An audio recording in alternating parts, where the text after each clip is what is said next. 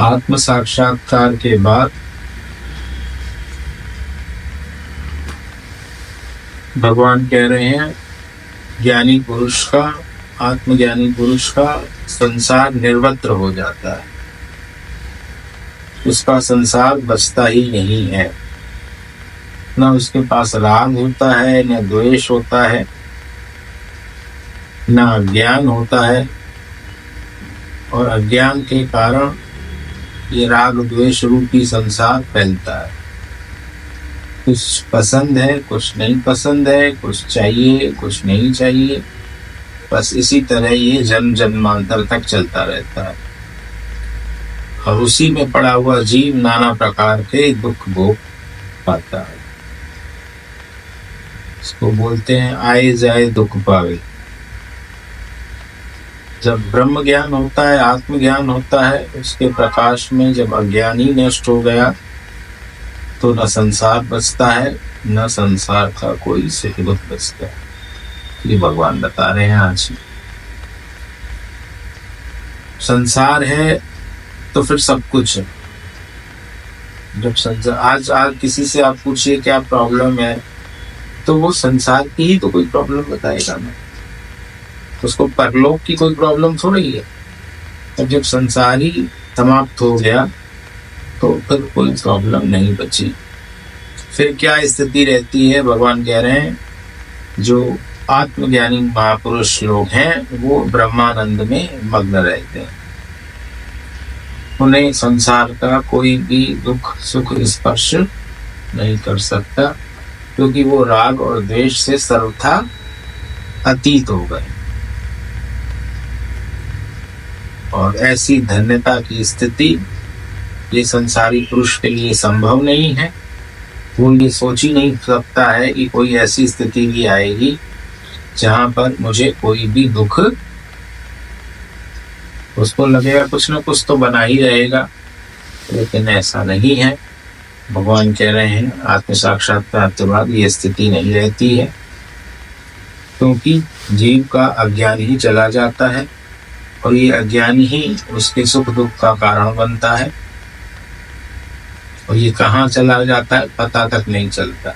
मतलब उसके बाद तो ये याद करने में भी दिक्कत होती है कि मैं कभी अज्ञानी था, ऐसा है ना। जैसे इसका उदाहरण देते हैं कि शादी के 5-6 साल बीत जाए तो आदमी को याद ही नहीं रहता कि मैं कभी कुंवारा भी था।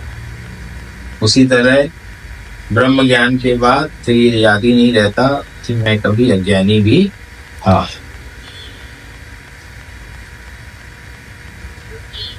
आत्मज्ञान परम शांति, परम विश्राम और परम आनंद प्राप्त कर लेने पर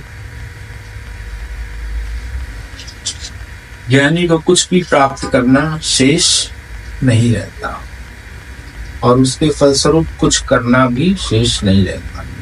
कुछ पाना है तो भगवान कह रहे हैं कुछ करना आपको पड़ेगा, पर पाना ही नहीं तो फिर करना भी नहीं, है ना।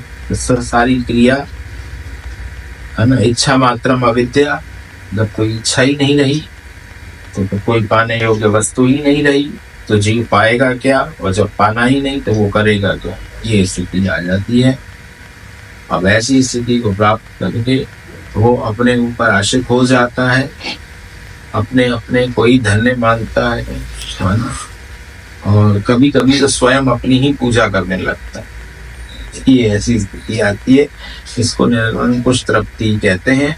एक बार मां शारदा ने देखा कि ठाकुर जी अपने ही चित्र पर फूल चढ़ा रहे थे। मतलब उसने अब दूसरा कोई है नहीं तो हम पूजा किसकी करें, है ना। पूजा पाठ सब द्वैत में होता है, जीव और ईश्वर के बीच में होता है। और जब जीव और ईश्वर का भेद मिट गया तो फिर सारी पूजा पाठ भी बंद हो गई। और पूजा करनी है तो फिर तुम अपनी ही करो और चाहे ना करो, इसमें कुछ है नहीं। बहुत सारे ब्रह्मज्ञानी एकांत में अज्ञातवास में चले जाते हैं, जहाँ उनको सारी क्रियाओं से छुट्टी मिल जाती है, लेकिन वो जो सांसें लिखी हैं वो बस भोगनी पड़ती हैं। और वो उन सांसों के समाप्ति का इंतजार करते हैं। ऐसी स्थिति में बोलते हैं, जहाँ मरने से जग डरे मोरे घर आनंद, कब मरिए कब पाइए परम पूर्णानंद।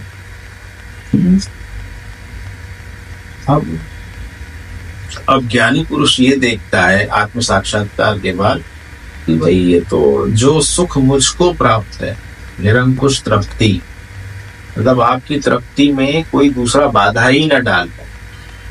अभी तो जो सांसारिक व्यक्ति का सुख है उसमें कोई दूसरा व्यक्ति बाधा डाल सकता है, उसको उसमें कमी कर सकता है, लेकिन ये तो फिर संभव नहीं है कि जो आपको निरंकुश तृप्ति प्राप्त होगी उसमें कोई व्यक्ति कुछ कर सके।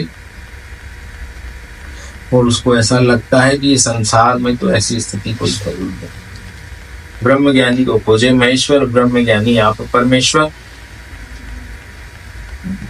ब्रह्म ज्ञानी की दृष्टि अमृतवर्षी, तो तमाम उसकी महिमा है, क्योंकि वो जो जहां पर भी देखता है वहां पर तृप्ति तो है, पर निरंकुश तृप्ति नहीं है। कुछ समय की तृप्ति है, कुछ समय बाद वो चला जाएगी खुशी। मान लीजिए युवा अवस्था की खुशी है तो वो युवा अवस्था जाते ही खत्म हो जाएगी, लेकिन ब्रह्म ज्ञान में तो ऐसा कुछ है नहीं। धन की खुशी है तो धन के जाने के बाद खुशी चली जाएगी, यौवन की खुशी है तो यौवन जाने के बाद चली जाएगी, परिवार की खुशी है तो मृत्यु के बाद समाप्त हो जाएगी। ऐसे इसमें कुछ है नहीं। और उसको वास्तव में ये प्रतीत होता है कि भौतिक सुख तो सुखाभास मात्र है, वास्तविक तृप्ति मिलती नहीं, लेकिन वो तृप्ति का झूठा एहसास कराता रहता है। इसीलिए कहा गया सकल सृष्टि का राजा दुखिया। अगर तीनों लोगों का राज्य भी प्राप्त हो जाए तो भी कोई तृप्त नहीं होता, तो फिर भला निरंकुश तृप्ति की संभावना ही कहाँ हो सकती। मतलब पूरा ही तीनों लोक के आप मालिक बन जाओ तो भी दुख नहीं जाता है, और ये दुख ब्रह्म ज्ञान से पलायन कर जाता है। जो दुख संसार की सारी भौतिक संपत्ति प्राप्त करने पर भी नहीं जाता, वो दुख ब्रह्म ज्ञान से पलायन कर जाता है। तो यह तृप्ति भगवान कह रहे हैं अपने सत्स्वरूप को प्राप्त करने पर ही संभव है। आत्म साक्षात्कार के बगैर, ब्रह्म ज्ञान के श्रवण मनन निध्यासन के बगैर ये संभव नहीं है। और जब वो घड़ी आए, जीव अपना पूरा तन मन धन वेदांत में समर्पित करके आत्म साक्षात्कार का इंतजार करे, और वो घड़ी ईश्वर की कृपा से संभव हो, परम पिता परमात्मा की कृपा से संभव हो, और आपको आत्म साक्षात्कार हो। और आत्म साक्षात्कार के बाद जो तृप्ति आती है, जो धन्यता आती है, वही वास्तविक है। और जब तक वो नहीं आती है तब तक जीव आवागमन के चक्र में पड़ा। दूसरा कोई कारण नहीं है उसके आवागमन का, क्योंकि आदमी ब्रह्म से ही निकला है, और जब तक वो ब्रह्म में समा नहीं जाता तब तक वो चलता ही रहता है। आवन जावन एक खेल बनायो, कोई इस खेल को समझे और इस खेल को पूर्णता प्राप्त करे कि भाई ये खेल है, रखा कुछ नहीं है। कि परमात्मा अपनी माया में सबको बांध कर बैठा है, हमें इस माया का उल्लंघन करके मायापति तक पहुंचना है, और बार बार बार बार इसका स्मरण करें। एक बार से तो होगा नहीं, क्योंकि धीरक रोग है, जन्मों से जीव भाव चला आ रहा है, तो जीव भाव धीरे धीरे धीरे धीरे नष्ट होता है। जादू की छड़ी से ये नष्ट होता नहीं। इसके लिए स्वामी विवेकानंद बोलते थे कि अनुकूल परिस्थितियां और कठोर परिश्रम, ये दो चीजें हों तो ये ब्रह्म ज्ञान फलीभूत होता है। कितनी भी परिस्थितियां अनुकूल हो जाए, जब तक जीव अपना पूर्ण 10 नाखूनों का जो पूर्ण ये नहीं कि दिल के टुकड़े 1000 हुए, कोई यहाँ गिरा कोई वहां गिरा, वो नहीं। मन में 10 कामनाएं हैं, और उस कामनाओं के साथ आदमी सोचे कि हम हो जाए, ये भी कामना है। जैसे चलता है कि जो चीज है वो बना रहे, ये भी तो कामना है। क्योंकि बिगड़े क्या, जब वो शय हुई बनी हुई, बिगड़े तब ना जब कोई चीज बनी हुई हो। बनी तो कुछ है नहीं, बस वो मिथ्या आभास है। ऐसा आभास करा देता है कि भाई उसका कोई संभव ही नहीं है। और कैसे माया में जीव फंसता है उसकी भी कोई था नहीं। लेकिन जो इस माया को पार करके अपने सत स्वरूप में जग जाता है, ऐसा ब्रह्मज्ञानी धन्य है। और इतना धन्य है कि उसको सेवा करने से, उसकी सेवा करने से, उसको प्रणाम करने से और उसको दर्शन करने से बाकी लोग धन्य हो जाते हैं। ये ब्रह्मज्ञानी की उपमा है। धन्य धन्य सो जननी ऐसो लाभ जनायो कि ब्रह्म तेरे घर आए। वो माता पिता धन्य है।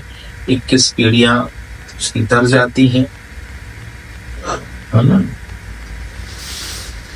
7 पीढ़ियां पिछली और 14 पीढ़ी जो आने वाली है, उसके घर में फिर कभी अन्न धन वस्त्र की कमी नहीं रहती है, अगर वो जीव ये आत्म साक्षात्कार कर लेता है। ये ब्रह्मज्ञानी की महिमा है। और उसका ये तो हुई शरीर की बात, पर वास्तविक बात जो है जल जल में समाये। जैसे नदी समुद्र में जाकर विश्रांति प्राप्त करती है, उसी प्रकार जीव ब्रह्म में समाकर अपने आवागमन के चक्र को समाप्त करता है। इसलिए बार बार श्रवण, बार बार मनन, बार बार निध्यासन, करत करत अभ्यास, जड़ मत होत सुजान, ये नियम पालन करते हुए, गुरु की आज्ञा में रहते हुए, उल्टा नाम जपत जग जाना, वाल्मीकि भय ब्रह्म समाना। तो जब वाल्मीकि जैसे लोग ब्रह्म स्थिति को प्राप्त कर सकते हैं, तो कोई कारण नहीं है कि संसारी पुरुष न मन छोटा करे और इस राह पर न चले। क्योंकि ये लगता बहुत कईयों को बहुत कठिन है वेदांत।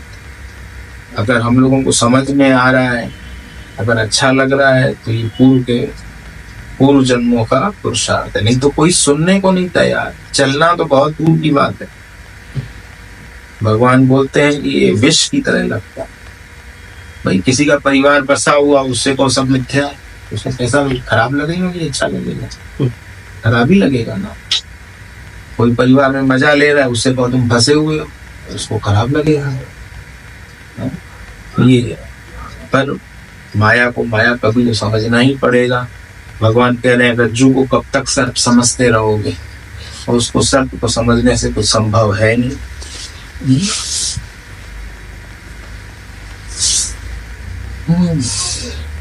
जिस तरह सूखे पेड़ पर कभी फल नहीं लगते, उसी तरह संसार में कभी भी किसी को सुख मिलता नहीं। पर जब तक ये जीव समझे और उस पर चले कि भाई इसके सिवा मार्ग ना कोई और मार्ग है नहीं, एक ही मार्ग है। आपको ज्ञान का श्रवण करना है, मनन करना है, सर्वस्व अर्पित करके निध्यासन करना है और अपने वर्षे को प्राप्त करना है। महापुरुषों ने कहा कि कोई दूसरी चीज है नहीं, वो चीज वही है जो आपके पहले से ही आप उसके मालिक हो। बस बीच में ये माया का पर्दा आ गया है। इस माया के पर्दे को तोड़कर आदमी जीव है वो अपने वास्तविक स्वरूप में जगे। जगने के बाद उसको पता चलेगा कि उसकी उपमा क्या है। तब पता चलेगा कि मैं जिसको गली गली ढूंढ रहा था, मंदिरों में, मस्जिदों में, गुरुद्वारों में ढूंढ रहा था, गिरजाघरों में ढूंढ रहा था, वो तो मैं स्वयं ही निकला। आना न जाना और मगन रहना, तब लगेगा अब न कोई कर्तव्य है मेरा और न मुझे कुछ प्राप्त करना शेष। क्योंकि कर्तव्य एक ऐसी चीज है, ज्ञान मार्ग में बोलते हैं दिन का तपता हुआ सूर्य। जैसे गर्मी में सूर्य तपता है, वैसे ही कर्तव्य की भावना जीव को प्रताड़ित करती है। जब तक वो नहीं समझेगा कि मेरा एक ही कर्तव्य है, वो है मुक्त होना, तब तक उसका आवागमन का चक्र चलता रहता है। और जब वो मुक्त हो जाता है, तब तो भाई धन्यो धन्यो, वो धन्य है वो धरती धन्य है जहाँ पर वो इसका जन्म हुआ, उसके माता पिता धन्य है, उसका कुल खानदान धन्य है। उसके होने मात्र से तीनों लोगों को सुख प्राप्त होता है। ऐसी ब्रह्मज्ञानी की उपमा बताए रहे हैं भगवान।